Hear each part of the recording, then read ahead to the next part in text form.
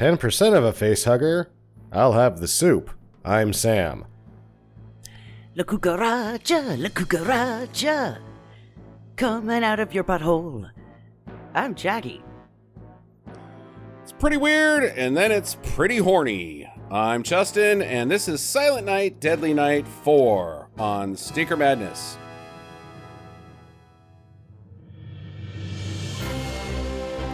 Hello, welcome to Christmas special. Ching, ching, ching, ching, ching. Those are the sounds of bells. Ching, ching, ching, ching, ching. Can anybody ring a ding a ding ding ding? How do you make a bell? Somebody mimic a bell. Bell sounds. Bell sounds. Okay, good. Sam Like a wins. shark alarm. Bell sounds. Bell sounds. Excuse me. I am still recovering from my cold, so there's probably going to be a significant amount of coughing and phlegm that happens on this episode. And it's been 2 weeks since we've recorded because the week before that, we were in Boise hanging out with Sam. So we've missed you guys, and we're only going to get 2 episodes, Christmas episodes this year, because Sam is deferring because he hates picking them, because we picked all of them. So it's only going to be this one and then Jackie's pick for next week. Do you have something? I mean, I don't hate it, but at the same time, you already picked this one, and you're like, you can pick something else. And I was like, you know what? It's hard enough to fucking find these things. We're just going to go with what we got here. Yeah, and it's a good thing we stuck with this one. Jackie, do you already have something lined up for next week? No. Okay, all right. I've been watching the holiday movies, and I'm trying to decide which one I want to do. Well, watching Meet Me in St. Louis. Yeah, it's called Meet Me in St. Louis, right? That's not going to help us pick Stinker Madness movies. No, but I watched Holly Out 1 and 2 yesterday. Holly as well. Out. Okay. All right. We'll see what happens next week. This week, though, on the show, we've done Silent Night 1, I thought. I know we did Silent 2. Did we? Night 2, because Silent Night 2 is Garbage Day. And Oh, it was? yeah, I know we've done Silent Night 2 because we all wanted to see the meme, and it did not leave us disappointed. It's great. But Yeah. Silent Night 3, I skipped it on purpose because I watched the first 10 minutes after reading that it's painfully boring, and I was like, no, we're not doing this one. It's just, there's no point. But then I read about this one, and everybody said it was fucking weird, and I was like, okay, that'll work. But after watching it, we'll find out if it manages to capture the true Christmas of spirit, the true spirit of Christmas, as we review on all our Christmas movies. And I'll be interested to hear if you guys have any input on that. But Sam, why don't you go ahead and get started telling us about Silent Night, Deadly Night 4. Before I do that, the initiation. Doesn't... Boy, you just can't wait to get going.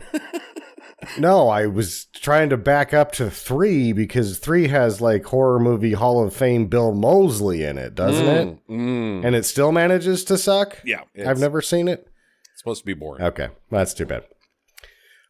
This is directed by one Brian Usna, Okay.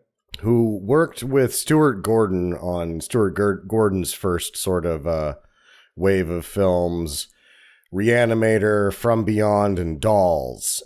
He would then work as a co-producer, at some level worked on Honey, I Shrunk the Kids, and then decided to strike it out on his own, and he would start with the film Society, which Woody Keith would also write, and it didn't catch on fast, so they would do Bride of Reanimator and this one basically just to kind of build up their currency in the system to kind of keep doing movies and that. And Woody Keith recycled most of the ideas, and originally Usna wasn't signed on for this. It was that they signed Woody Keith on to write it. And it was sort of a weird transitional state. If you look at the Silent Night, Deadly Nights, the credited producers are basically never the same. It's almost never the same people. Okay. So who knows what state the franchise is in at this point. But it's seeming like Woody Keith is kind of mailing the script in because he just recycles most of the ideas that he couldn't get from Society, which couldn't fit into Society, which may have already been its own script. And then they're like, well, we'll just use this for this, jam in a Christmas scene, put Silent Night, Deadly Night 1 or 2 on a TV at one point, and it's in the franchise, I guess. Usna would come on to direct it. He was like, I'm fine with doing it this way because I don't really feel like doing the fourth version of the slasher. Afterwards, had regretted that to the point that he made Silent Night, Deadly Night 5 not just as a director, but as a producer. Like, he decided to atone for his sins of this film so hard as to make a fifth film that returns more towards the central themes of the original trilogy. Killer Santa. I'm guessing. Okay. I haven't seen that one, All right. so I don't know. The star of the film is one Neith Hunter, who isn't really an actress. She was actually a working model. You have like the ones that become posters and they get famous and they don't have to work nearly as much. And then there's other models that are very successful but do a lot of work. And she was one of those, and she got into acting. She was the red-haired gal in that gets the object of the male gaze, specifically Cheech Marin in Born in East LA. Okay. Doesn't really do a lot. This is one of her only leads. I think she's a lead in Carnosaur 2, which I didn't know existed until just now. Then she was Johnny Rico's girlfriend in Starship Troopers. Nope. Just looks like her. That wasn't her? Yeah. This isn't Not Dina her. Meyer? It's not Dina Meyer. I'll be damned. Did you know? I thought Carnosaur was a game series. No, that's Turok, Dinosaur Hunter. Oh, there was something Masaur that was the Macintosh only. I like the It name was dumb. Turok because it's like he's a dinosaur hunter. He's like a caveman, but he's also got if you look at the old covers in the 90s, he's got Canadian hair, like metal hair, like Canada's version of hair metal. So, and his name is Turok. Yeah. No, the He's first cool. air guitar championships was, I think, contended heavily by a man who went by Bjorn to Rock, spelled the same way. Rock. Yeah. Yeah. Awesome. Okay. Clint Howard is, of course, in this. Maude Adams, I guess, is one of the reasons why this gets made, is that the producers are like, well, we can get a hold of Maude Adams, so we've got somebody that we can put on the cover, and then we'll put the knife on the cover. Like, this has anything to do with knives somehow. There's one, but I thought it was fun that it had Alice Beasley in it, and I hadn't seen her since she was playing one Agnes DePesto. Huh. She's the secretary in Moonlighting. Was I the only person that was captivated by Moonlighting? Wow, no, I fucking love that show. So long ago, I don't remember anybody but the Willie and whatever. Yeah, Sybil Shepherd. She'd be the third and possibly most memorable who wasn't those two in the series. She was the receptionist. Okay, all right. Who's she play in this movie? She's Janice. She's the Janice. Friend Janice. Yeah, she's Janice. She's Chandler's girlfriend / wife. Yeah, basically. Okay, gotcha. That's Chandler what I got Bing. on this thing. It filled up a shelf space because of its name. Okay, that's kind of what I was assuming. Like, you come in, you get the credits, and you're like, you know what? Does this just have the Silent Night, Deadly Night tag on it so it could sell? Is this related? I mean, obviously it's not related, but did they sit down in a room and say, all right, we're making Silent Night, Deadly Night 4, boys? Or did they just have a script and they were like, yeah, this isn't going to work From what I'm reading, The Witches. Yeah, from what I'm reading, I would watch it and accuse it of being, okay, we already had this script, we got the rights, we can get the shelf space. Mm-hmm. But it seems like they actually wanted to make Silent Night, Deadly Night 4, then the writer was like, about that, I'm just going to mail this in. I don't know if he did. I mean, we'll get to that at the end. Yeah. It stinks, but there might be some writing here. I don't know. Jackie, let's go to you. This is, what year is this, Sam? 1990? Is that right? 90. 90, okay. How's the 90s hair in this? Does everybody have appropriate terrible hair? Yes, I believe so. And, it's interesting that this came out in the 90s because isn't this also when the Satanic Panic was happening? No, Satanic Panic was Reagan era. It's near It was way there, before this. I mean, yeah. It's before. Oh, okay. Yeah. Probably still bleeding out a little bit here. There's still some the white best lady hair going, was Satan. Yeah, the best hair was probably the blonde lady who owned the bookstore. FEMA. Who- Her name is FEMA. FEMA. She Federal definitely had the best 90s Emergency hair. Management Administration. FEMA. Yes, I know FEMA didn't exist in 1990. Thank you, the internet. But still, it's an odd name. I am FEMA. But it's spelled with an I. Is that short for the leg bone? Like you're from Boston? Yo, I broke my FEMA. No. It's a weird name. FEMA. Yeah. Okay. She also looks like so she's who is she from? Where's FEMA from? Goldfinger. Okay. Yeah, that makes sense. Okay. That's where I Goldfinger is Goldfinger. Goldmember is not the the spoof. You gotta get the right one, I right? think she was in Goldmember. Yeah, she was in 2. Maud Adams was in 2 James Bond movies. Huh. One of the only double Bond girls. It's not a money penny. She also looks like somebody that could be in Knots Landing, Dynasty, one of those shows. I'm totally wrong. It was Nice. Octopussy and the Man with the Golden Gun. Oh, okay. Mm. You weren't that far off.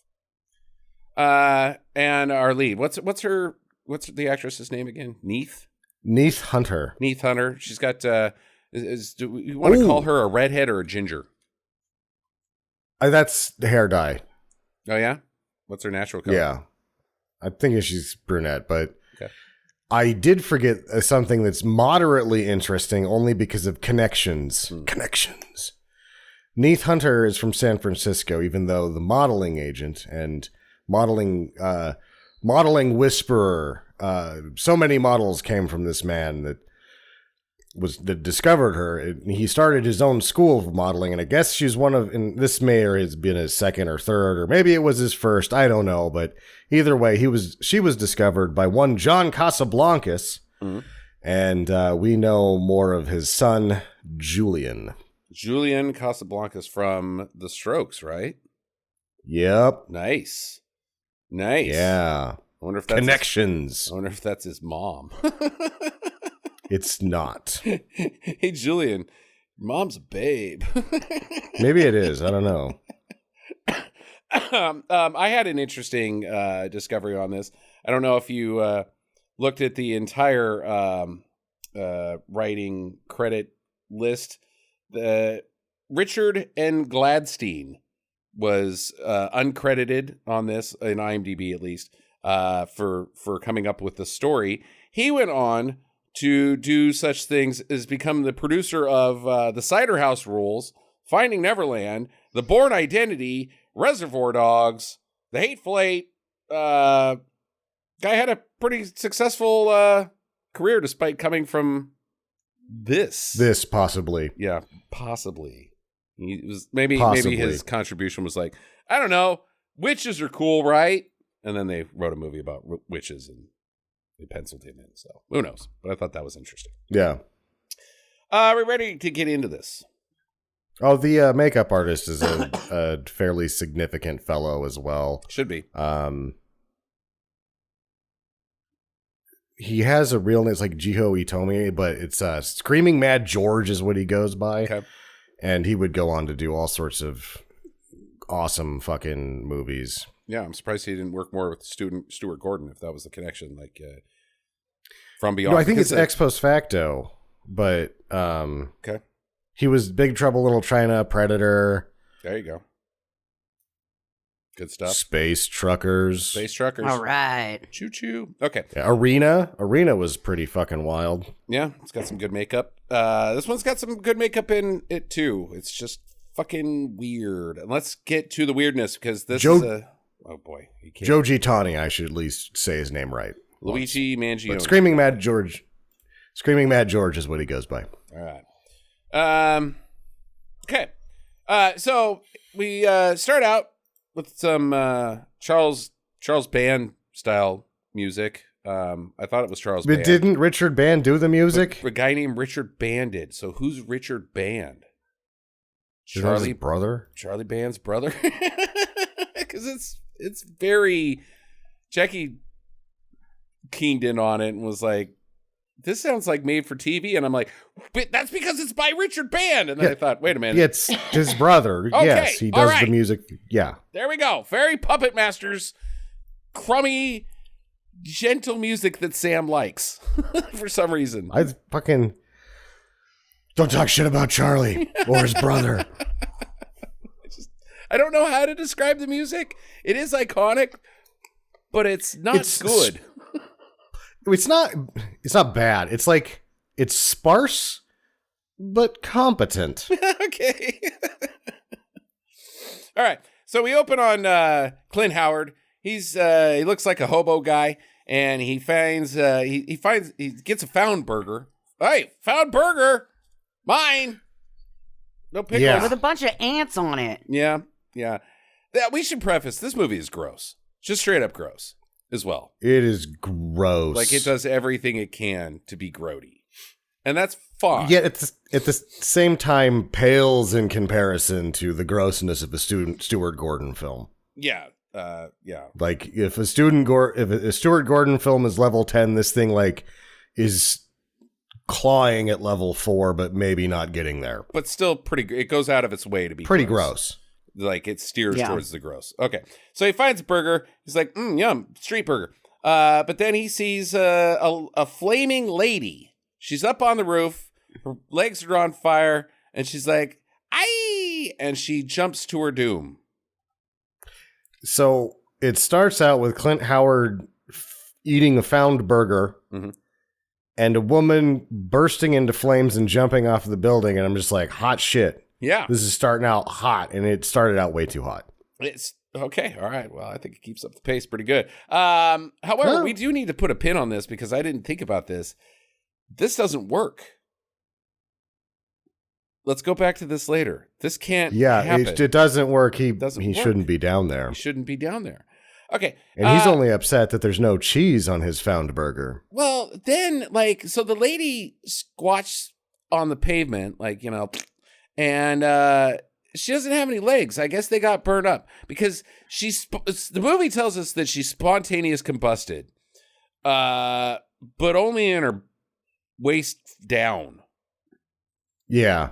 There was a bad set of those leggings. The ones that came in the eggshell were safe, but if it came in a shitty looking Rubik's Cube, you might actually just catch on fire. Yeah. It was those ones. It was those nylons. She's got legs. No, she doesn't. No, she doesn't. She's on fire. Is spontaneous combustion real? You know, of all of the shit that the internet gets fucking sidetracked on with urban legends and I'm wondering where the internet is. Like, where are you guys at on the spontaneous human combustion? Come on now. Marjorie Taylor Greene. Come on. It's got to be the Jews, right? The Jews are making our legs burn up. I'm just quoting Marjorie Taylor Greene. If she was going to get in on this, that's who she'd blame. So probably. Wow, you're absolutely right, dude. Conspiracy theories abound, but everybody just kind of was like, eh. And it's like the coolest of all conspiracy theories. I know. People like, where are you at, up. the internet? Come on now. Jackie, spontaneous combustion? I thought it was real. Okay. But it doesn't happen very often. Okay, well, you think and I believe it's when you hold your gas in. Like, you don't fart, and then somebody lights a match next to you, and you're like, oh, fuck, boom. I don't know. You think that Unsolved Mysteries would have had an episode on it, or you think Geraldo during this time would have gotten involved? They did. Okay. I remember a spontaneous human combustion Unsolved Mysteries. That's why I'm confused. It seems like the internet has picked up on all the rest of it. Like, where are you at? You think it'd be pretty easy to disprove though, or prove? Yeah, that lady burned up from the inside. Yeah. I have seen spontaneous combustion that wasn't all that spontaneous. Mm-hmm. Like a rag left in a thing of acetone with the lid off on a super hot day in the right circumstance. The shit'll just take off on you. Yeah, absolutely. So maybe people are just lubing up in flammable materials. I don't know. I just think that there should be something there. We figured it out, guys. We got it. Or it's bullshit. Too many sardines. Yeah, too many sardines. Okay. Either way, this lady's legs come off. And Clint Howard, he sticks his hands in where her legs used to be and gets them all ashy. And then he hears the cops, and so he runs away. And it's pretty weird. The whole thing is fucking weird. Cut to a humping couple. This is our heroine, Kim, and her boyfriend, Hank. They are going to town while watching the news. They're screwing to the news of the late dead lady. Yeah. And I got to ask you guys, when you were in the 90s, right? Mm-hmm. And did you guys ever see a newscast where they showed the dead body? No. Never. So growing up in Idaho, I remember a newscast when I was 11 where they had somebody had a fucking VHS camcorder and there was an avalanche and an elk, and it was like a tragedy. Elk dies in avalanche just because they had tape on something. You're asking me if they had they didn't have actual news, Jackie. That's probably true. Like if there was a murder, it was a big damn deal. We go to the family for a quote.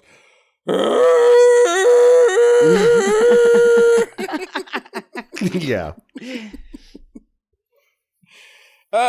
Yeah, so that's my note, Jack. They see a news report that is far too graphic. Very graphic news report. Children, avert your eyes. There's a lady on the news who is just the top of her. The rest of it burned away. Yeah. That's a thing? I don't know. Nobody will come clear on if it's a thing or not. Maybe she just went on a weird California diet. It's like they're showing the shock reel from Scrooged. Yeah. Which did have spontaneous human combustion in it, by the way, the internet. There you go. Yeah, the internet. Get on it. So they make plans to do a story on it, or she does. Kim is an ambitious, budding reporter. She works in the classified section. That's kind of a big leap there, Kim. I'm all about, women's equality and moving up the chain, but you got to move up the chain. You don't go from, they don't even write classifieds. They sell them. Classified people. There's 2 times in here where they're like, well, she's already got the classifieds done. I'm like, you don't have the classifieds done. You sell the shit. The phone rings and you sell the shit up to 15 minutes before they run the fucking presses, because that's how you make goddamn money in the newspaper business. Yeah. Well, I mean, she could be responsible for setting up the page, right? And the way that it looks. And still not a jump That's not reporter. selling classifieds. Yeah, that's the... Page layout people are completely different department. Name for that. There's a name for that. Not page layout. It's poster boy or something. I don't know. Yeah. Anyways, so she's like, I'm gonna do a story about this. And he's like, oh yeah, well, I'm a hotshot reporter already, and you're my hot babe girlfriend. You want to go meet my mom? And she's like, eh. He's like, no, come over tonight. I want to introduce you to my parents. Okay.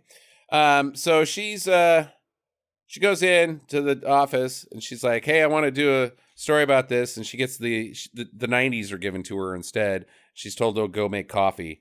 And at the same time, it's like, Kim, I want to get behind you, but you're the classifieds lady. You shouldn't be getting coffee for your boss. That's fucked up. But this isn't your wheelhouse, babe. Sorry. Also, we should mention that Neith Hunter stinks at acting. Yeah, she's not good. She's real I don't bad. know that she's doing a lot worse than anybody else. No, but boy, oh boy, during some of her foot stampies, oh man, before they even get into back to the newspaper, I'm pretty sure they were having sex wrong. They were doing it wrong. They might have been. Oh, there's some Neil Breen that happens later in this movie too. So yeah, gentle kisses, gentle pecking. But Hank's given the job because he's a man. He's got a leather jacket. He's cool. He's like Bob Woodward or whoever. He looks. Robert Redford played. Yeah, was that Bob? That was Bob Woodward. I don't think so. One of the two of them was, I think. I don't know, but he's dressed like Steve Jobs. No, I gotta stop. Have you seen Bob Woodward? Have you ever seen a picture of common Bob Woodward or current day Bob Woodward? Yeah, he's old. Have you ever seen a picture of Robert Redford, current day Robert Redford? He's old too. That's what I'm saying. Maybe it might have been Dustin looking. Hoffman that was Woodward. It has to be Hoffman. Hoffman has to be Woodward. We got to go back and redo this. What was the other guy's name? Woodward and Bernstein. He's got to be Bernstein. There's no way Robert Redford is freaking Bob Woodward. There's no way. No way. I'm not going for it. Paul Giamatti could be Woodward. Okay. Where the fuck what were we talking about? Oh, Hank. He's got a jacket. He's a cool guy. Yeah. It's like yeah, he looks like he's fucking Steve Weinstein. Jobs, but he's at a Kiss concert or something like that. Mm-hmm. He's cool.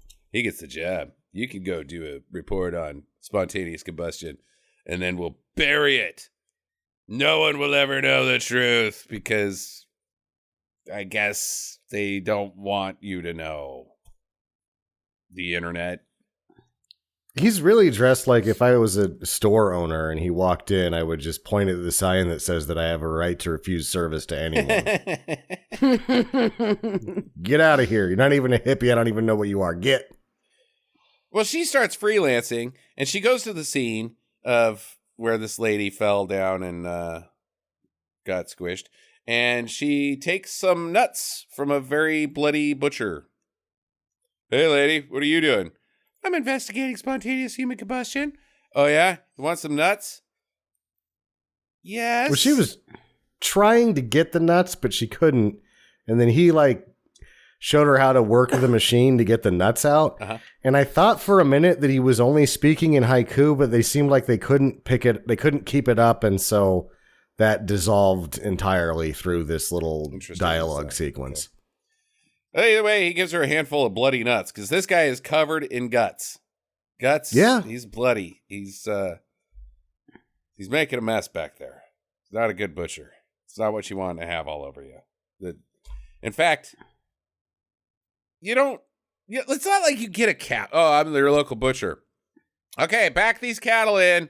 I got to fucking drain them all over my apron. No, you get the chainsawed chunks of meat, and then you make your slices. They're hanging up in hooks. There's no way to get that much blood all over you when you're a butcher. That's what they do at the freaking stab him in the face place. Right? Slaughterhouse. Yeah, slaughterhouse. They stab him in the face, and then they get the chainsaw out. Head comes off, legs come off. Cow gets slit from butthole to neck with the chainsaw. Ship him off, right? I'm not sure, but I think he's too bloody. He's too bloody. Yeah. It kind of seems like he might have murdered somebody right before he came out. He may have murdered somebody right before he came out. I'm not ruling that possibility out of this movie, Jackie. Because, I mean, if you really think about it, right? He comes out, he's got fresh blood on him, and he's like, you don't want to go in there. Mm-hmm. Because he knows he hasn't cleaned it up yet. So he's just, making sure she's not coming in. And then freaks her out with the nuts to make her go away. Oh, he is overly enthusiastic about hookers. That too. Yeah. So she's like, are you murdering hookers back there? And he's like, I am certainly not doing that. Is it bad if I did, though? Here is some peanuts that are covered in hooker blood. I mean, these are normal peanuts. So she goes around the corner, and right where the lady, in front of where the lady squished, is a bookstore. So she goes inside, and I love this because there's a chalk line out front that looks ridiculous. Yeah. And I always think of Naked Gun whenever I see a chalk line. It's just what I do. I don't think they even do chalk lines anymore. Anyways, so they got the chalk line right out front. She goes inside the bookstore, and it's filled with people. It's a bookstore, and it's filled with people. Hold on. Because in The the chalk 90s, line- we didn't have the internet. People went to the bookstore. You couldn't chase them away with a dead body. Before we even get there, the chalk line, because the bottom half was so burnt, they only drew the top half of the body. Right, yeah. Yeah. But They're then they like- just kind of freelanced on the legs. They just left him there because it was just burnt into perfect shape. And they're like, are we reporting this as a Jane Doe? And the coroner says, I think we're going to call this one Hot Pants. Anybody? No? All right. Jane Doe it is. Now get me a sandwich. There at the bookstore, the busy bookstore. Thanks for walking all over that commentary, Sam. America needs to read more. God damn it. She bumps into Clint Howard. He's there doing God knows what, and he pokes her in the ass. Yeah. That doesn't go anywhere. She's like, "Stop it!" And the book owner, FEMA, she's like, "Get out of here! Beat it! Shoo!" Why'd he poke her in the ass? I'm not sure. In the exact same spot that he poked the dead burning lady, Hot Pants, that fell off the roof. Oh. What does that mean? He's got future vision. Or is he marking her? He did have weird goop on his hands when he did it. Well, he's probably still the ash from sticking his hands in that lady's legs. It's like a day ago. He doesn't bathe. Well, he's a hobo. He lives on top of the roof. So I think he's marking her. That's my guess. Sure. Okay. This one will work for the things we're going to do later. I don't know what my qualifiers are. I guess she's hot. That's it. Okay, whatever. So she asked the bookstore lady, FEMA, I'm going to say that a lot because that's what I have because they don't say her name until later. FEMA, about books on spontaneous combustion. Hey, excuse me. Do you have any books about spontaneous human combustion? Oh, like the bitch out front of my store? That's why you're fucking here? She doesn't say any of that. She's like, no. Oh, well, let me take you over to them. She has one book about unexplained events, which is why if you're looking for something obscure, you need to go to the library and not a bookstore. Yeah, I don't have shit. Yeah. Also, they're not going to send you out with a free lesbian recruitment guide if you go to the library. I mean, depending on what library, I guess, and who you ask. Well, yeah, that's what FEMA does. She's like, that will be $19.95 for that book that you could have gotten at the library for free. And here's your free The Goddess is Real and She is Alive book. And have some dates. These are counter dates. And I don't mean dates as in like, oh yeah, I'm going out with a lady to the movie theater. I'm going to put my dick in the popcorn. I mean, bad dates. Like dates. Eat them. Those. Yep. Well, it's kind of weird because she had the dates, what are dates? And then she had the raisins right next to it. So it's like these other ones that are really small, they're also dates, but nobody took these ones. Raisins are dates. But dates aren't raisins, right? No. Raisins are grapes that have been dried out. What the fuck is a date? It's a date. That's it? Yeah. It's its own thing. Do they grow on trees? Is it a plant? I mean, is it a fruit or a vegetable? It's got a seed in it. It's got to be a fruit then. Yeah. Have you ever had here's yeah, some I've dates. had a date. Well, I mean, just like not in like your Fig Newtons or anything. Just here's some dates. Somebody gave you some dates. Yeah, and it had the seed in it, and you spit the seed out, and you're like, wow, that was an incredibly unlife-changing thing that just happened when I finally had a date. Did you get poisoned? It is a sweet. No. Huh. It is better a than sweet, a prune? chewy stone fruit that comes from date palm trees. Palm trees, okay. All right. Because the only thing I know about dates is anytime somebody eats them that I've seen them, they get fucking poisoned. That goddamn monkey and this lady. That's the only time I've ever seen anybody eat a date. They get poisoned. Bad dates. Didn't they eat some dates in Ishtar? I don't think. Maybe. They probably got poisoned. Maybe. Though. Maybe I got poisoned by Ishtar. Via the dates. I don't know. Don't eat dates. Especially when they're free and on a counter. Because they seem slimy too. Like, aren't they slimy, Sam? Reason number 8, after everything else that happens here, is just go to the library and get a whole book on spontaneous human combustion, not buy one book that might have 3 pages on it. Right. And dates. They don't have dates at the library, Sam. No, they don't have disease-spreading snacks, generally speaking. It's a very sterile environment, the library. They do have DVDs. And I worked at a library. I can verify this. There is no free dates. No free dates. At the library. In fact, you walk in... We're going to ban something in the library. It shouldn't be books about homosexuality. It should be dates. If you walk into a library and mind your P's and Q's, you barely see a librarian. If you need help, you can go find one.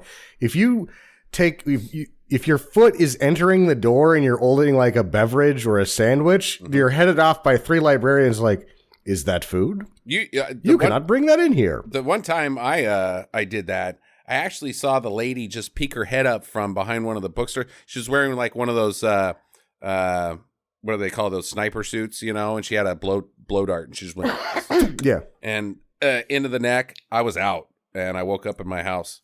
They'll fucking dart you with food in there. The 2 books that you were looking for were actually sitting there. They checked them out for you. And they left them on my nightstand. Yeah, they're very good. Yeah. Yep. Libraries are cool. Go back to them. No dates. That's what they should put on the library. No dates. And people would flock to them. Okay. So she tries to give her this book. It's called Virgin Goddess or something like that. And then she's like, no, seriously, take this and then meet us for a picnic later in the park. And she's like, what the fuck? Okay, she doesn't say any of the what the fuck. That's what I said. Why would you, no, fucking gross food, and now you're giving me this. I don't want any of this. And she's like, no, you're going to take it, and then I'm going to kiss you on your forehead, stranger. Wait, what? Just another reason to just go to the library. Yeah. And Kim doesn't question any of this behavior. None. Well, you're a business owner. You must be trustworthy. Go ahead. Kiss me on the forehead, stranger.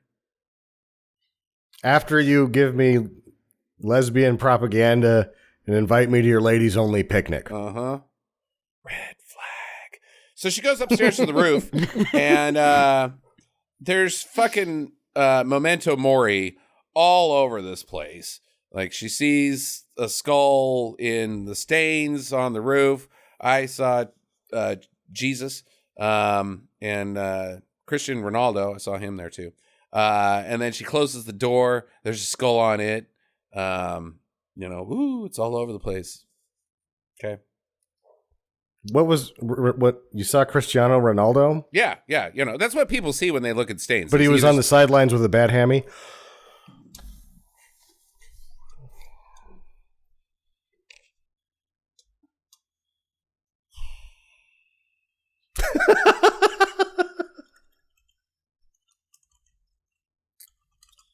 What do you think, Zorak?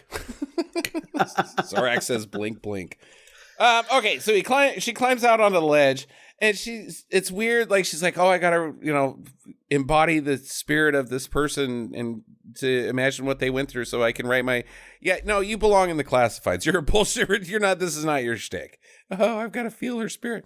But then she gets nausea, and I didn't piece it together that it's the dates. It's the fucking dates. She's been poisoned by dates. All while Clint Howard witnesses her going, and then he's got a fucking rooftop vent bug. It's got a big ass 10%. It's 10% of a face hugger. Yeah. Like, what the fuck is that? And it's just in his vent. Like, they just live in the roof vents. It's the slimy alien creature. Mm-hmm. It is a thing not of this earth. And it's presented to us like, oh yeah, that's pretty weird. But not like, what the fuck? What is fucking happening in this movie? She goes home. She's like, oh, I don't feel good. And she's got bugs in her sink. She's got cockroaches or beetles. I think the movie's telling me that the date that she ate is attracting beyond just poison. It's got mystical properties, and the bugs are now flocking to her because of the witch's coven or whatever. But I'm just going, she's left a bunch of food out everywhere, and she's got bugs because she needs to fucking clean her apartment. She needs to clean her apartment. We said the same thing. That's what I thought too. I was like, why do you have so many dirty dishes? You live alone. Like a sink full of dirty dishes, which, she probably didn't scrape off. She had a plate of spaghetti from like 2 days ago just sitting on her table. And then she just leaves it on the floor for another 2 days after she knocks it over. This lady is a slob, and she's got bugs. Also, do we think that this is L.A. or is this New York? I think it's L.A. It's supposed to be L.A., I thought. Yeah, it's shot in L.A., I'm assuming. This is a little too West Coast lifestyle to be New York, the whole movie. So, but yeah, LA has bugs too. They don't have the rats, but they got bugs. It's year round, good weather. There's bugs everywhere. There's bugs. So, and your apartment is a dump, lady. Why are you surprised about the bugs? Anyways, so there's bugs in her sink. Hank calls and he's like, "Hey, you're supposed to come over and meet my mom." And she's like, "Oh yeah. Do I care now on account of bugs? No, I don't. I'm going to eat the spaghetti that I left out since yesterday. Ew, more bugs." And then she knocks the spaghetti on the floor and she's like, "Shit, I should go to Hank's." Oh no, she sees the power of the woman in the spaghetti. Yeah. Either way, she goes to Christmas. Yeah, but not before she... No, she does. She goes to Chris's before she sees the giant one, right? Hank's. Yeah, Hank's. She goes to Christmas. Hank's. Yeah, it's Christmas time at Hank's. Sort of. Not Christmas Day, but it's Christmas time. It's pretty uncomfortable over there. Dad's a sexist pig. Makes the mom like, "Drink all my beer, bitch. Go get me another one" type guy. Isn't that funny? Yeah. Oh, shit my pants. Damn it, Hank. Hank, help me up the stairs. I shit my pants again. That dad.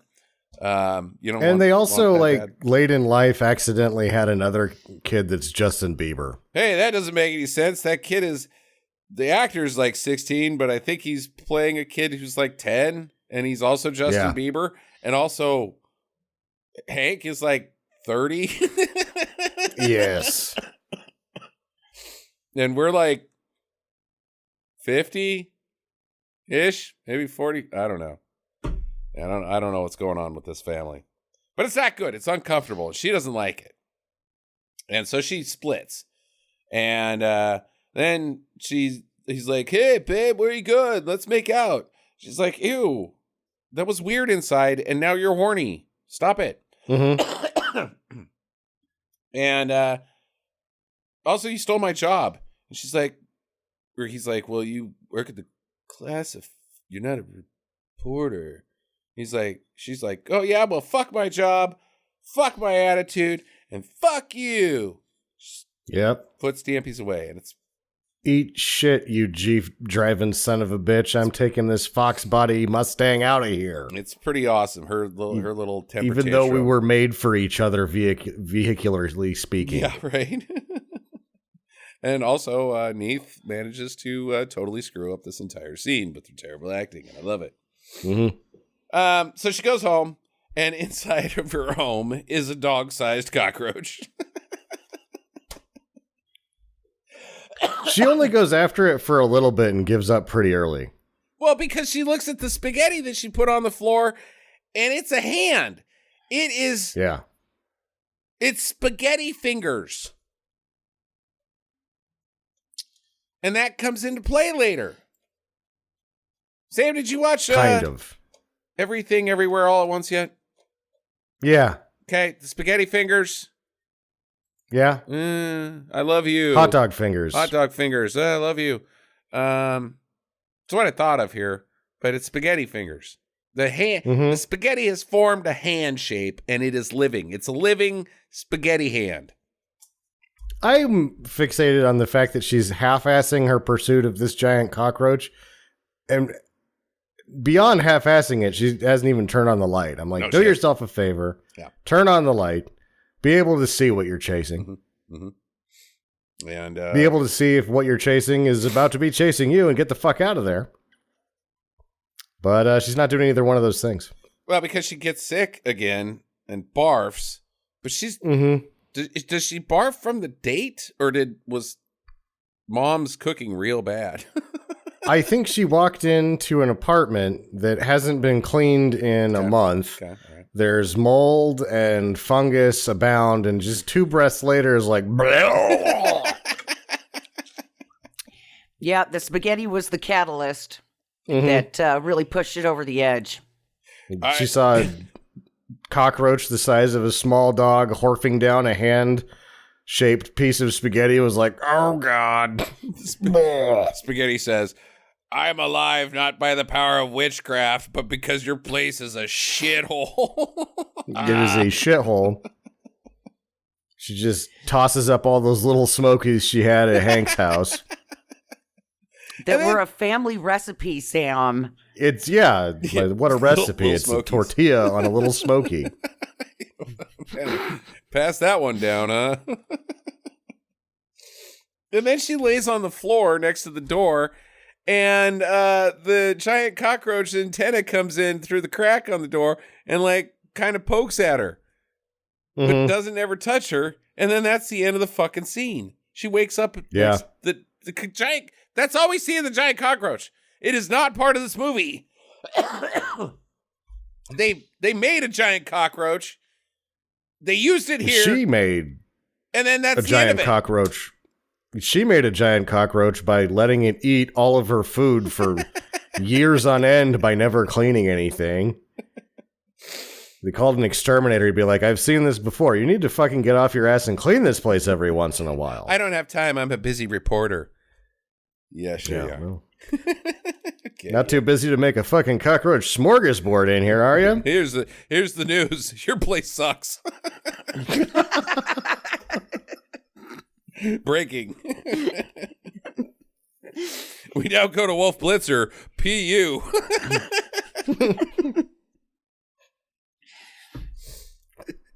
The situation room. Here's the situation. Kim's a fucking slob.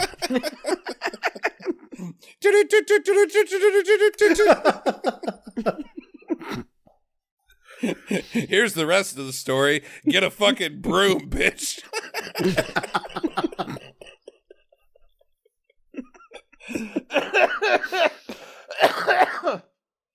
Oh man, good thing Edward R. Murrow's dead, Sam. So he can't fucking hear this shit. How dare you? I personally like that when she goes to go throw up, that she lifts up the toilet lid and there's just shit all over the back of the toilet. There's shit in the fucking back of the toilet in this movie. Somebody fucking used that toilet. They didn't make shit on the back. That's a fucking PA's dump right there. She's gross.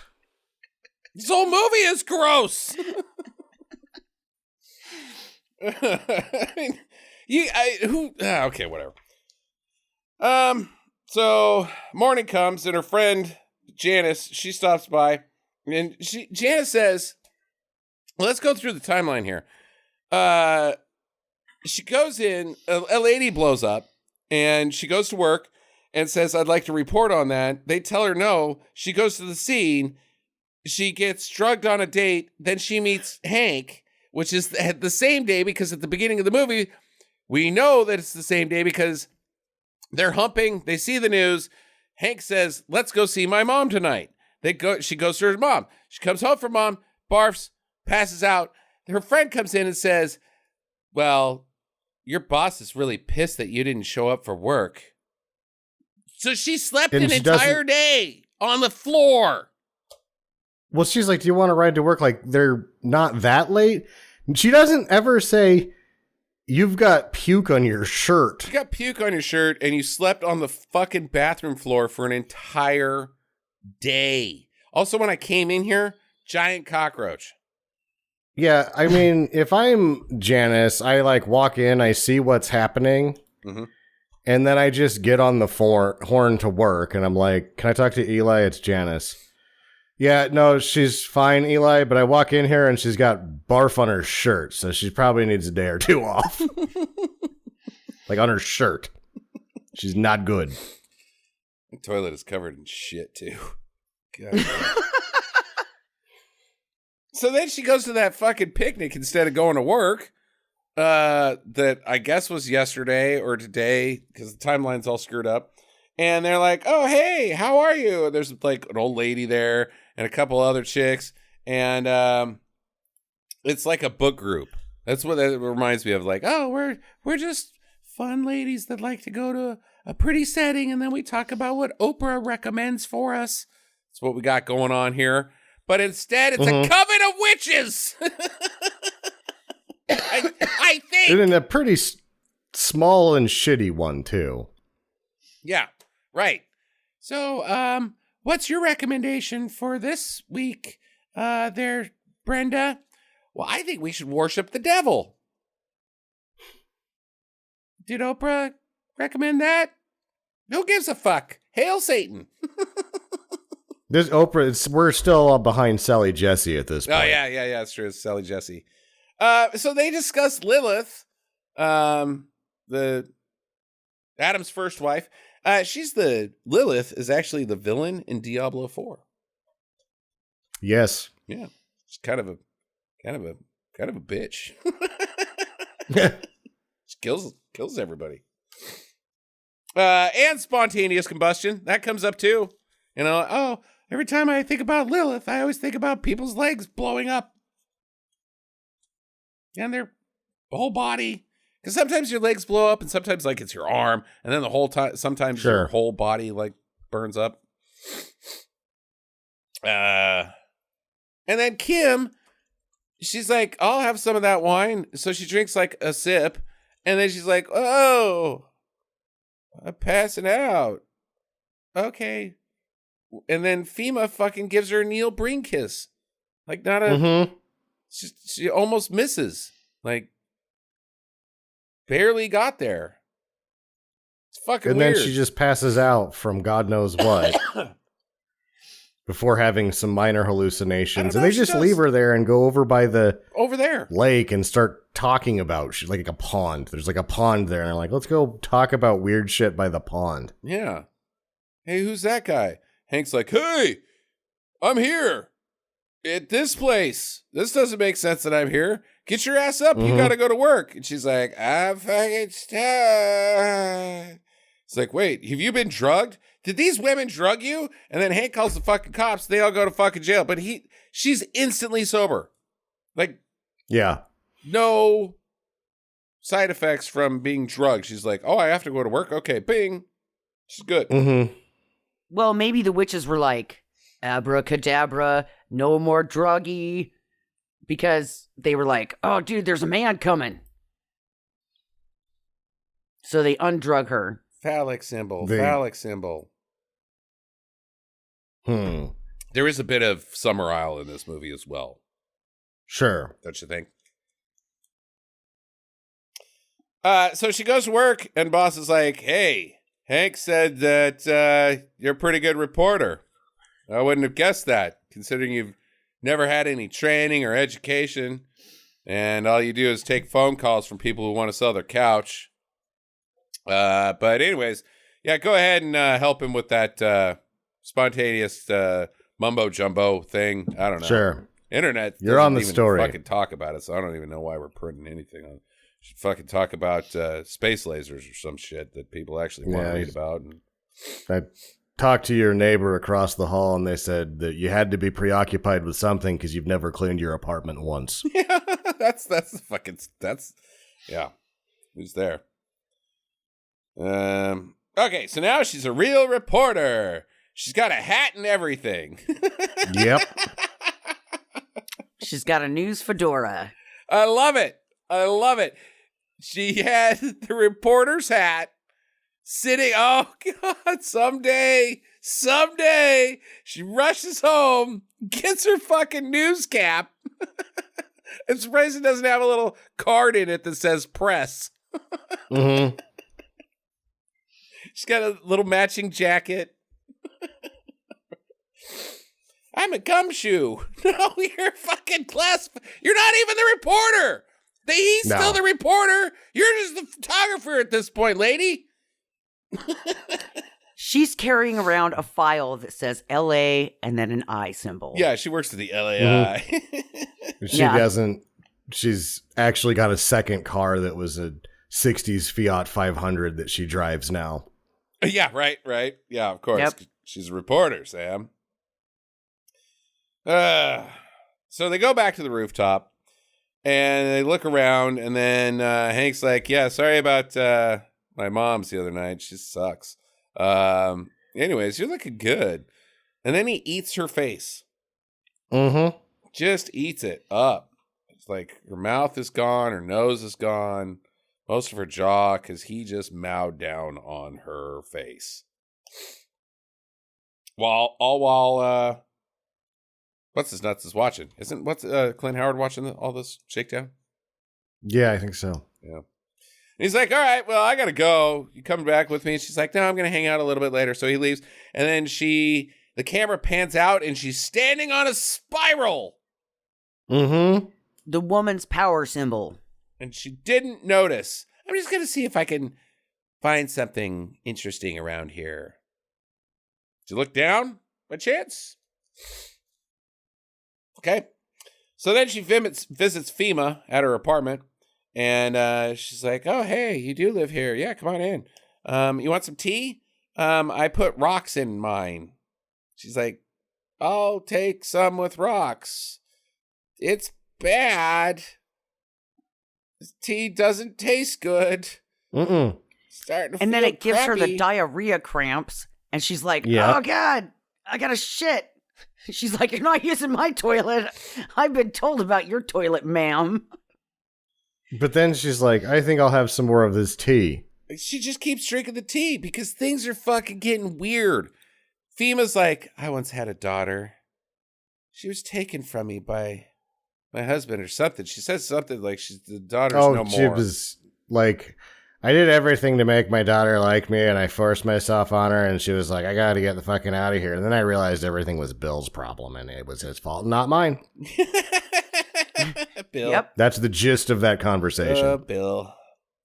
And she's fucking, Kim is drugged again. She's, here, have a date. That'll make you feel better.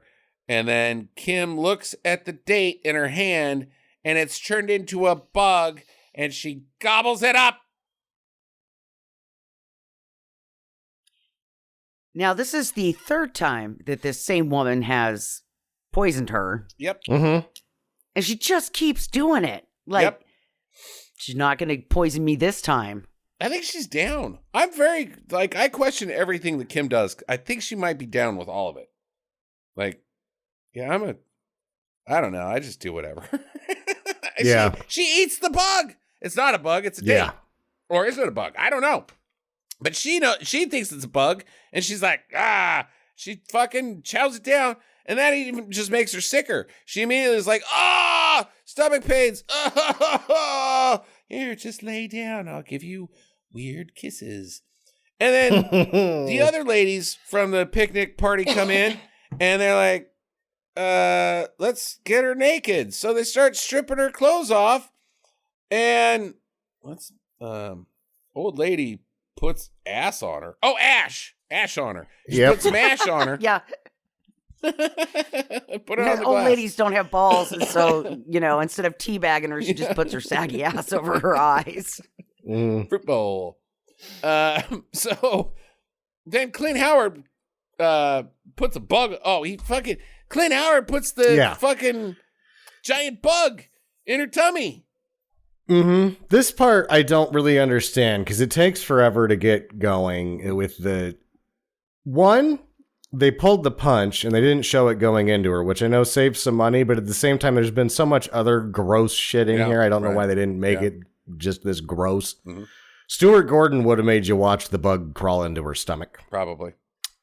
But then it goes in her stomach and rises around and she's like, And then it just goes out. So it just swam through her. That's all it did.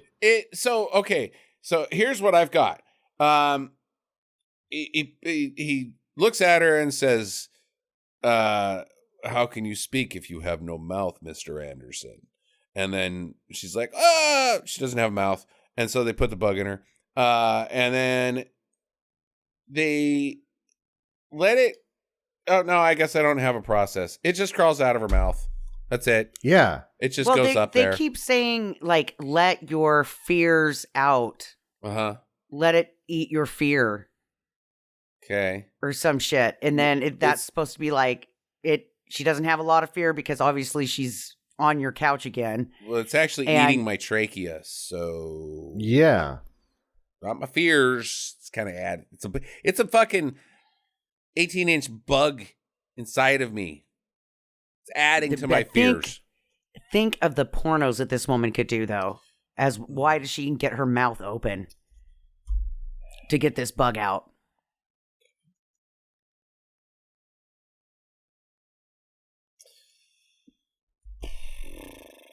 Well, fortunately, the internet is all over that one, Jackie.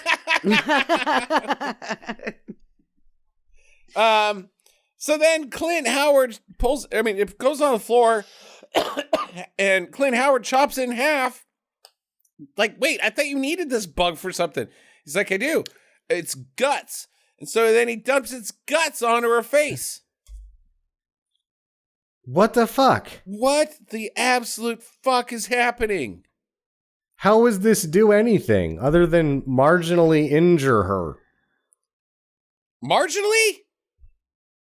I mean, if it's she's gonna die. If there's no like hocus pocus happening here, Sam, she's gonna die. She's gonna die. 18-inch bug go through her esophagus, man.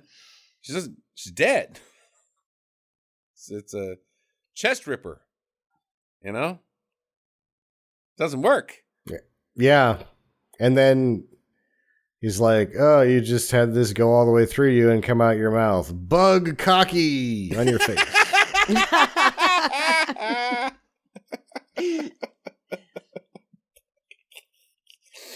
And then she wakes up and she's dressed and she's alone. Mm-hmm.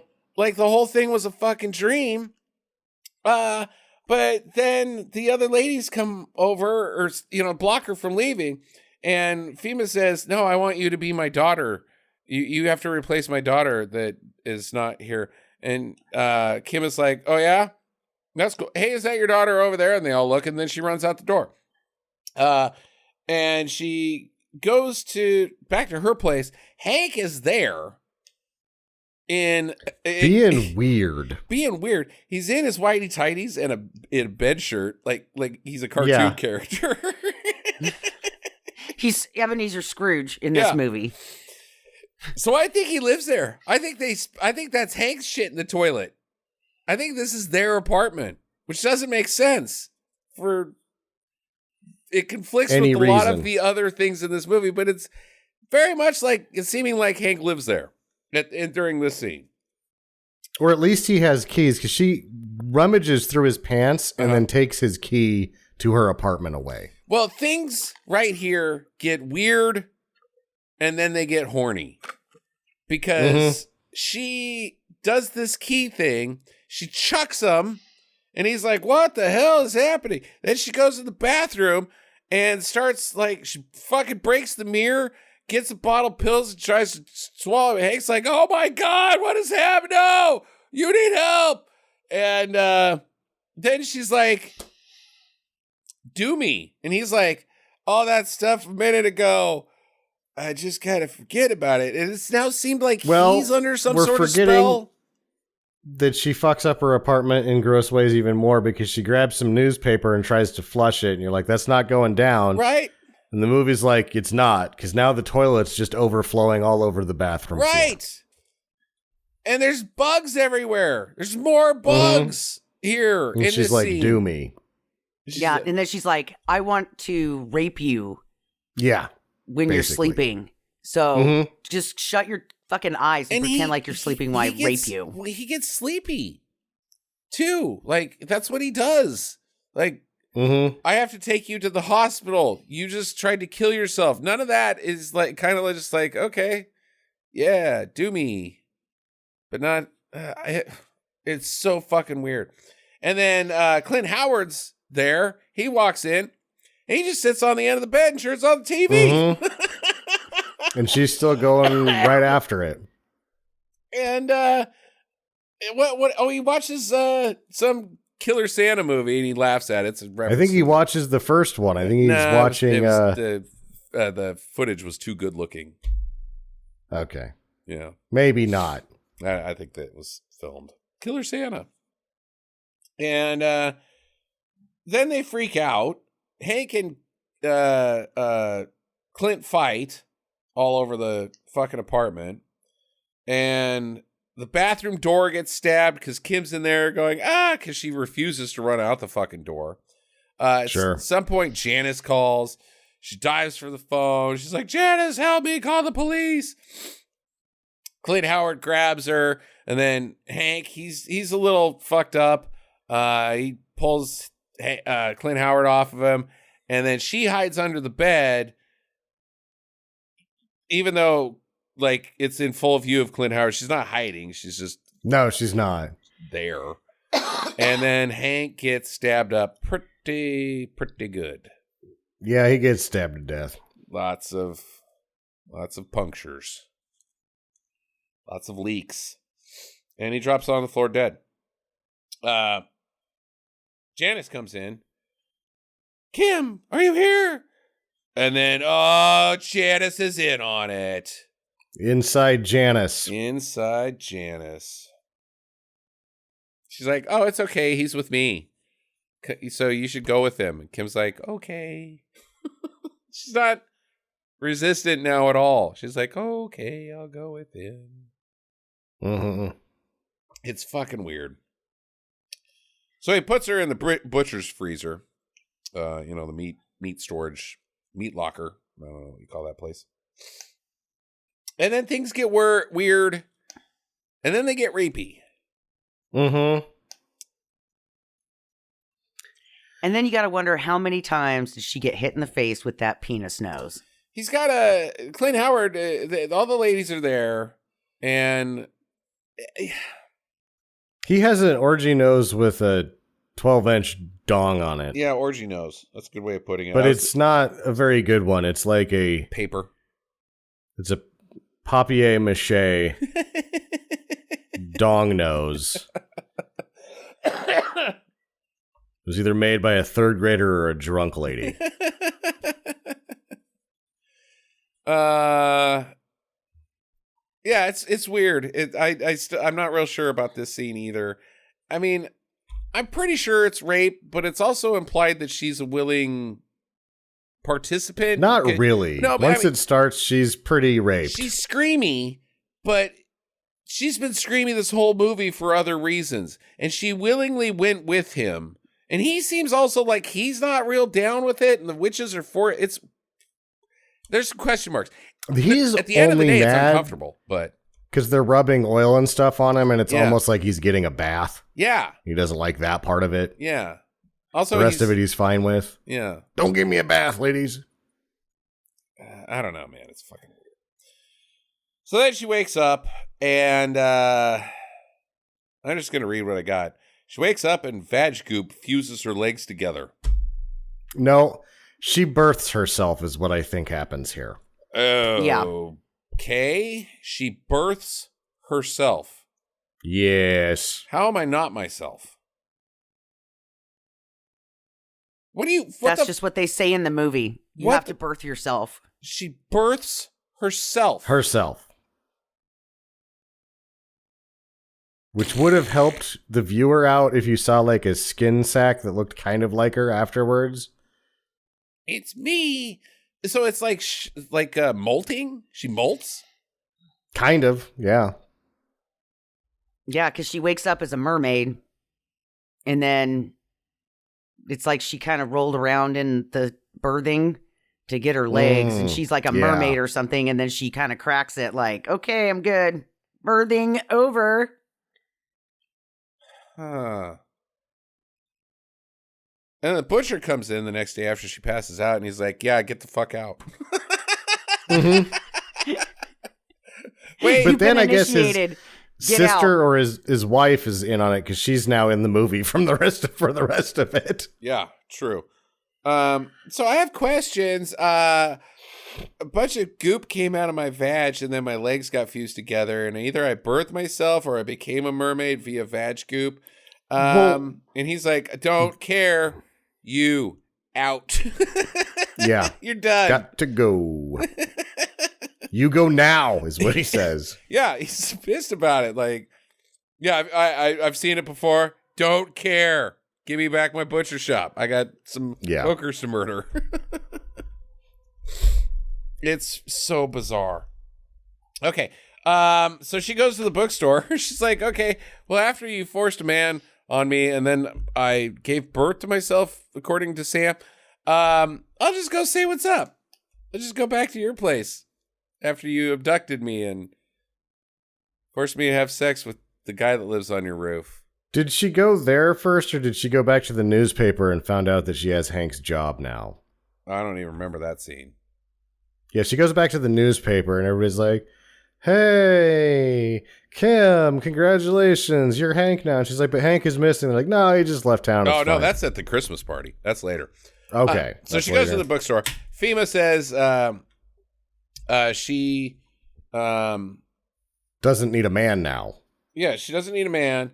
And because she's can one of birth them. herself. Gooble gobble. And also, you're my daughter. You're a lesbian? Mm-hmm. Daughter witch. Now. Yep. After being a mer lady from... Oh, and you have to kill a man. Yes. You're going to have to kill a guy.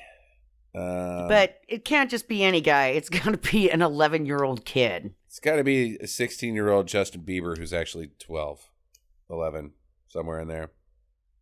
We got weird rules. I don't know. Know anybody like that? And she's like, "Fuck, I do." God. Mm-hmm. Damn it, I know Justin Bieber. So my question here is, if Hank would not have gotten murdered, right? Would she have had to kill Hank? And Probably. Now because Hank's dead, and so now she has to just go kill the next dude in the line, which wouldn't Hank. Yeah, which probably would have been his dad, right? And I mean that she could have done easily if they would have been like, "Look, go murder Hank's dad. You gotta bring him here." I'm on to you with the Hank thing. Like she would have had to kill Hank. That actually would have said something. Killing this kid makes no fucking sense. No sense. No sense. Like you have to be one of us. You have to get rid of men from your life. So you must murder a symbol of your male phallic sexuality. Okay, well then I'm killing Clint Howard. Yeah, that'll work actually. It doesn't make sense to do the kid. Like if you're throwing all that away, you're now a lesbian, kill a man. Well, I'm not going to fuck this kid. He's not part of the equation. She actually doesn't want to kill Clint Howard because he cleans the bookstore, and No, I'm talking about Kim. That's what I'm saying. She doesn't want to kill Clint Howard because he cleans the bookstore and therefore might clean her apartment for her. Ah, okay. That's true. I don't think she cares even about but that. But she could kill Hank's dad. He's kind of a piece She's of not shit. Gonna fuck, she's not going to fuck Hank's dad either. She's got to go kill some like good-looking guy at the bar. Somebody that she like to purge yourself from your male bulbousness. They're throbbing thingies, the dangly, those things. You got to kill a guy that you'd want to blow. If you drank, it's 1990. Yeah. LA, she could probably pick up Nikki Sixx in the bar. Yeah, go kill Nikki Sixx. Do the world a favor. Fuck. Oh, did you know, getting sidetracked, that as of a couple of days ago, Nikki Sixx is now 66 years old? I can't wait till we get Nikki on Route 66. I can't wait till we get Nikki 69. Yeah, nice. No, not nice. I mentioned Nikki Sixx still does Nikki 69. No. At his age? Oh, come on, man. Come on. You know he does. But now his arms get tired, so he's like, hold on, I gotta get the swing. Isn't that for swinging? No, that's for me, so I can just hang here. I don't want to use my arms. I don't think Jackie knows what 69ing is, Sam. You don't need a swing, Nikki, Jackie. you're doing it wrong. There's no swing. There can be, I guess. Huh. Okay.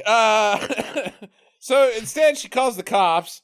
Instead of killing this kid, she calls the cops, and the cops like, yeah, lady, this apartment's gross, but you don't have a broken mirror. There's no giant cockroach. There's no dead guy. There's no blood. There's no knife. There's no stab wounds in the door. There's none of this. You belong in the loony bin. Cuckoo, cuckoo. And then he leaves. She's like, God damn it. So she goes to an office party instead. Yeah. Oh, yeah, Christmas. Who wants to go in the closet and then have regrets and maybe have to get fired? Oh, wait, this is 1990. We don't have HR. I'm taking my pants off. Brenda, I got my pants off. I barfed. Help me, Brenda. She's like, where's Hank? And Sam said, and they're like, oh, he's on assignment. No, he's dead. And Janice is like, yeah, but you're going to have to kill a kid. But why, though? Get out of here. And it seems like everybody that works at the newspaper is also part of this coven or knows about this coven. Because they're like, just listening to whatever Janice says. Yeah, she's actually running that place. Yeah, Janice is in charge. So she goes outside. Clint Howard's there. He follows as she runs into a motel room that just happens to be open, whatever. And on TV is lesbian porn. But then FEMA's head comes on and she's like, yeah, you like that lesbian porn, don't you? It's actually pretty odd, even if you're a dude, right? And then things get weird. And then do they get horny? Or were they horny and then weird? Because on account of the lesbian porn. Mm-hmm. Either way, things get weird. Because Clint Howard comes in and he's like, yeah, you're going to have to kill that kid. She's like, burning up inside. So she gets in the shower. Doesn't take her clothes off this time, which is kind of weird. And she's like, Clint's like, yeah, kill that kid. And she's like, will the spontaneous combustion stop if I promise to kill the kid? And he's like, I'm pretty sure. And she's like, I promise to kill a kid. And the spontaneous combustion stops. Because that's good enough for now, I guess. At Hank's family, it's nighttime Christmas. They're opening presents. It's dark outside. You ever seen Christmas, assholes? Mm-hmm. You don't do it at night. You don't open presents at night. Come on. Like, you're not smiling enough for your Jordache jacket, you little prick. Yeah, Dad's filming the whole thing because that's... yeah. So Kim tricks the kid into getting in the van. Hey, Michael Jordan's out there. Is he really? Yeah, come meet him. He's cool. Wants to make you the president of the Chicago Bulls. Oh my God, my dream. Gets him in the van, and then Clint Howard decides to dick off. The kid's in the van. Get in the fucking van, Clint Howard. And he's like, no, I gotta kill these people for whatever reason, and then burn their fucking house down. Burn the fucking house down. Didn't somebody get strangled by Christmas lights in one of the other ones? I don't know, but the dad here does. Yeah. Kind of, before he catches on fire. Yeah. So they take this kid up to the rooftop, and they're like, here you go, here's your knife, kill him. And Clint Howard's got fucking bugs. He's just got those alien bugs everywhere. Like, oh man, there's a lot. This vent, his fucking rooftop vent, there's just, oh boy. I guess if you stick them in the sun, they'll just go to town and make more or whatever. I'm not going to kill him. So she stabs FEMA in the belly. And then FEMA stabs Clint Howard. And the bugs eat him. They just start chewing on his wound. Why'd she stab Clint But they Howard? don't care about anybody else's. Oh, yeah, because Clint Howard's like, no, don't kill her. Because I now respect this woman. I think he kind of feels like he gets what's happening, but he clearly doesn't. So he's just confused. And then Kim gets spaghetti hands. Yep. The spaghetti hands come back. And her hands But she... locked together into a knife shape. A dildo. Sorta. Yeah, fine. A proboscis of some sort. And stab Kim's belly. Yeah, the wound, I stabbed you with the knife. And that causes her to catch on goddamn fire, and she falls off the fucking roof. So the spaghetti hands is like the spirit of the burning. And it's like a warning, like, oh, spaghetti fingers, I'm about to burst. And she's like, hacha! And she jams it into FEMA's stomach and pulls her hands out, and they're fine. And she's like, ha, you're the hot potato now. And she does burst into flames. The top of her hands are actually on fire when she stabs FEMA. It's true. Mm. And the whole time she's on the roof going, something's burning, something's burning, FEMA, take that bitch, FEMA. And then as soon as her hands are free, she's like, hey, ladies, you got to know when to hold them. And you got to know when to fold them. We're done with the Kenny Rogers. Also, something's burning was not Kenny Rogers. It is Kenny Rogers, but it was when he was in that band, and I can never remember the name of the band. Everybody thinks it's just The Kenny Experience. Rogers. Yeah, there you go. Yeah. Yeah, so FEMA's dead, and so Kim walks over to that kid, and she's like, hey, you're cool now. I'm not going to kill you. He's like, oh, thank God, Kim. She says, it's all over now, and he doesn't say, but my house burnt down with my parents in it. And also, where's my brother that's way older? Okay, when I said it's over, I meant it's orphanage. Yeah, like, so how does that work? Like, the parents both die, Orphanage, right? Jack. He's a ward of the state. Yeah, but he has money. What happens to all the money? What? What money? What money? The parents own the house. It doesn't just exist. Burned down. Right, but they'll get an insurance claim. Who Maybe. does? The dead people. No. The insurance people are known to pay out. Yeah, right. No, this kid's going to the orphanage, Jackie. That's none of that. He's or he lives with Kim. I'm your new mom.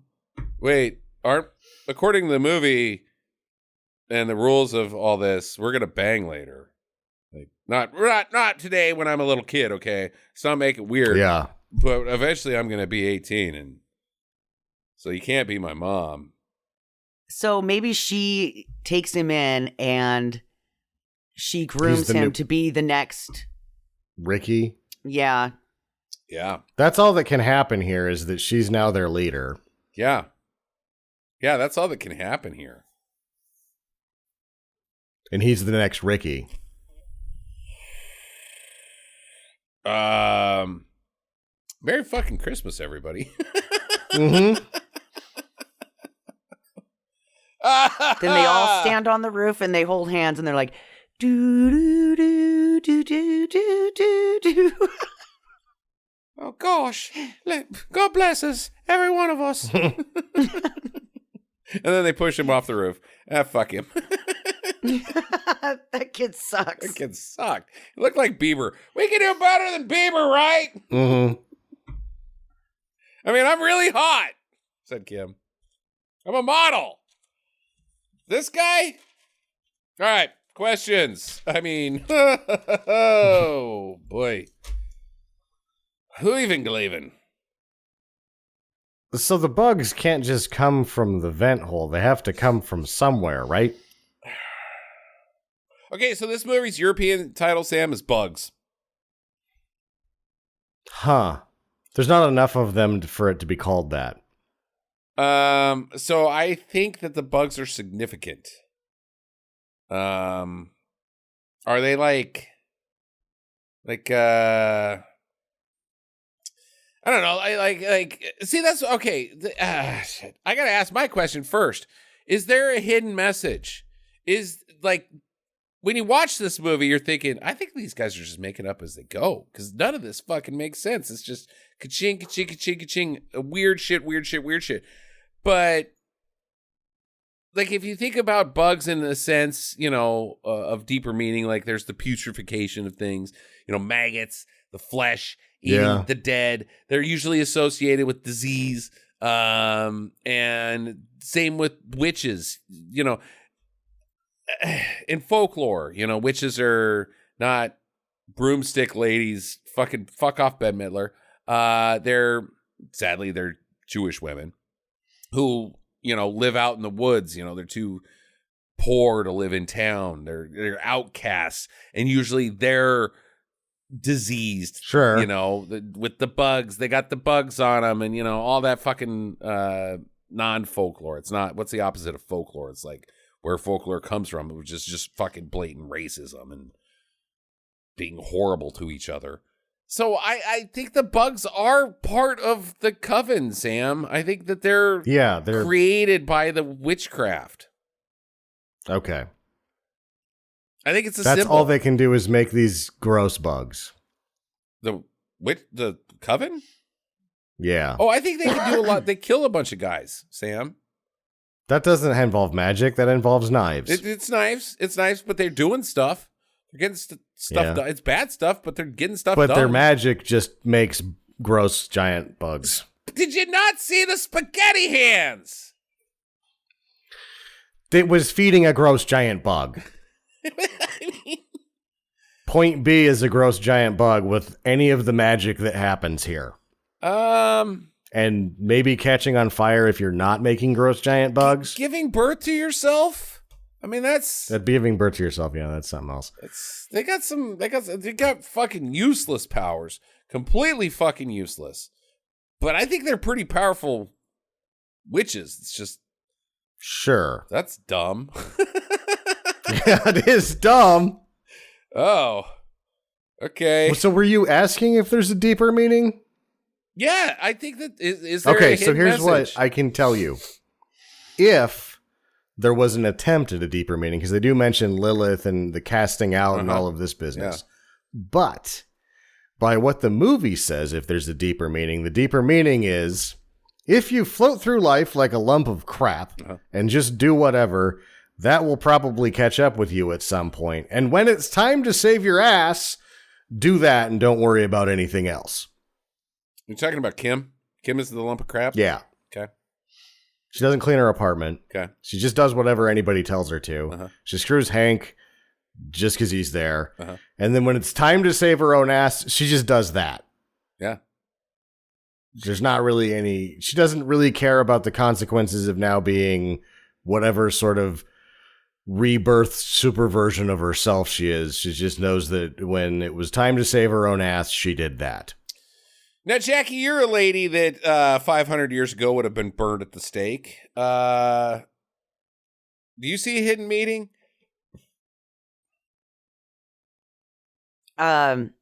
Just roll with it. Just roll with it, okay? It kind of seems like she just falls ass backwards into the job, the cult. I mean, and then she does nothing to stop anything. She's pretty mellow about the whole thing.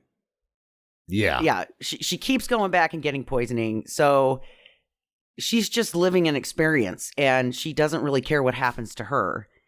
It's just an experience. And she's letting life and those people around her dictate how her life turns out because she takes responsibility for nothing. Okay. I'm going to throw you guys a twist, and I'm not saying it's in there, but usually when especially at this point in time of history, a group of men write a movie about a group of women who are witches, there's some not good stuff there. little misogyny, if little incel type stuff. Got a hot lady who goes through, has a real bad day, bad week, and most of it involves her vagina, and is there that? Is this a misogynistic movie? Witches? I mean, I like most stories about witches are like, burn them because she didn't fuck me.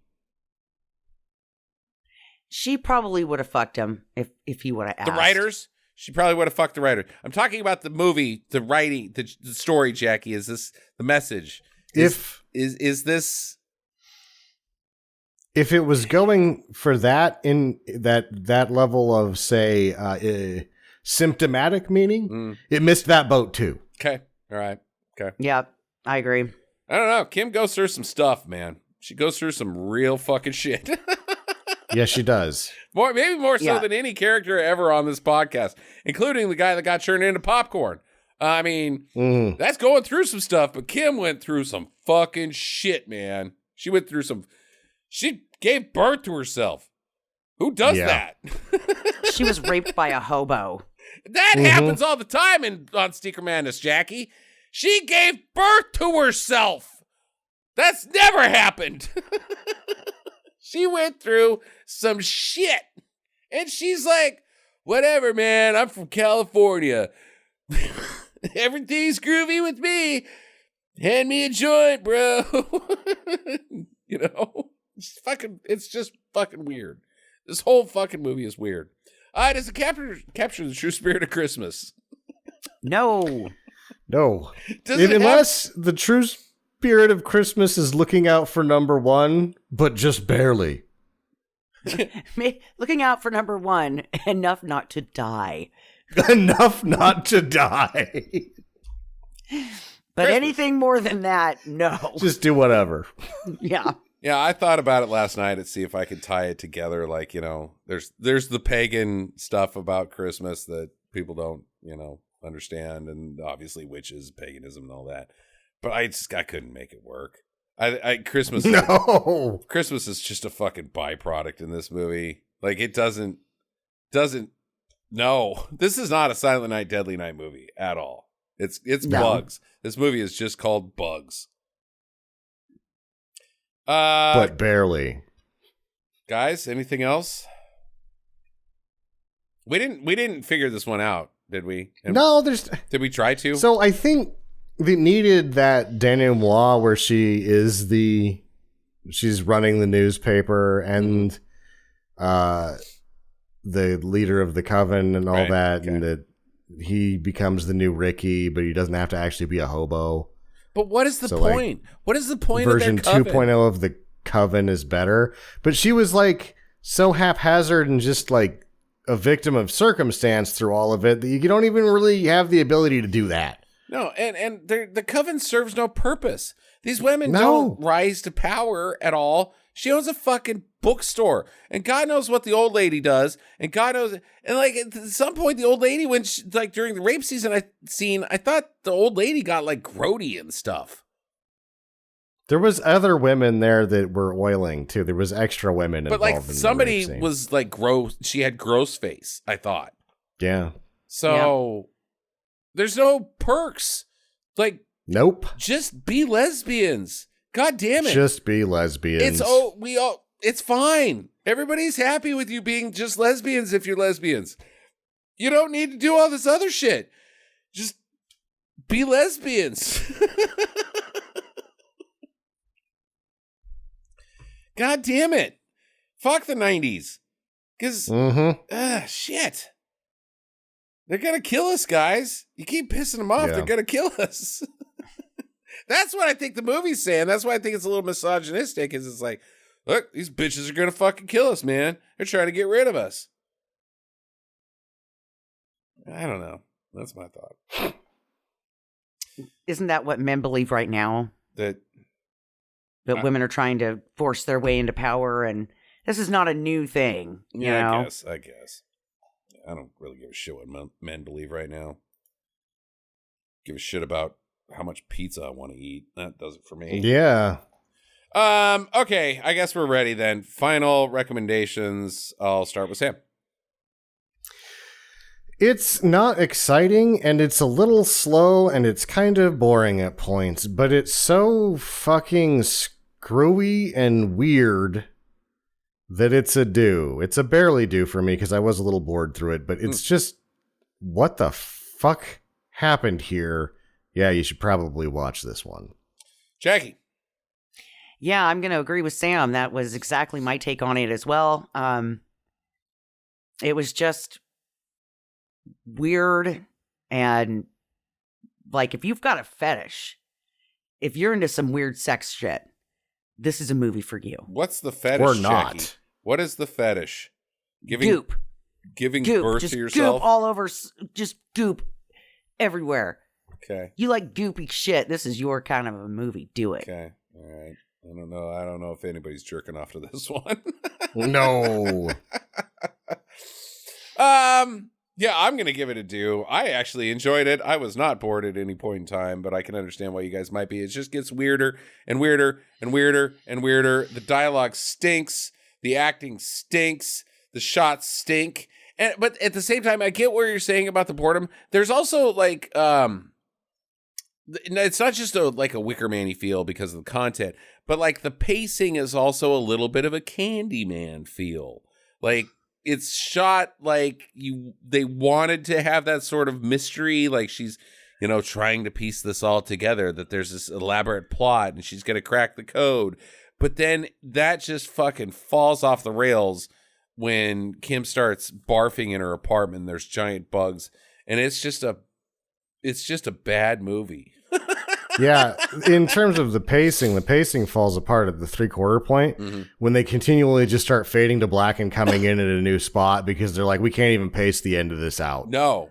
We're just going to fucking fade to black, come back in, you're in a new spot now. Congratulations. This is they do that like 4 times at the end of the movie. It's almost like a bad movie made by people who might have the potential to make a good movie at some point. But this is just a bad movie, not made by inept people, just people doing a bad job. Yes. Like road construction that adds potholes. That's what this is. And I think that the history says that because Brian Usna felt so bad about it that he made another one like, sorry, guys. I'm sorry. Yeah, whoopsie. I don't know what that. Yeah. Woo. But yeah, I think it's a total do. This shit is weird as fucking hell. I don't know if there's a weirder movie that we've ever done. More nonsensical. I mean, this is pretty nonsensical, but this is fucking weird as well. Yeah. And really bad. It's really bad. I didn't even really kind of pick up on that. I'm like, this is actually just really bad. It's just a bad movie. Yeah, I liked it. I really liked it. I was happy about this one. Not a Christmas movie. Totally doesn't fit with the theme. But geez, I liked it. This was a surprise. I think more people should actually know about this movie because it's fucking what the hell. All right, Jackie's pick next week. She doesn't know what it is. It'll be a Christmas movie. Hopefully something heartwarming starring David Hasselhoff, but I doubt it. Well, to Sam's point last year, I still remember this. There are actual Hallmark movies on the Netflix that I have been watching. Yeah, so, beyond that, Netflix is now doing their own version of that. Yeah, that too. Yeah. Okay. So I plan on checking out Hot Frosty. I don't know. Frosty. Hot Frosty. I mean, that one's on the list for later this evening. Get those at Wendy's. 2 for $1. Hot Frosties. Who wants that?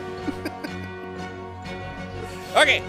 It's actually a Frosty, but it's just laced with cayenne pepper. Oh, Hot Frosty. This is awful. Oh, God. Okay, get to the chopper.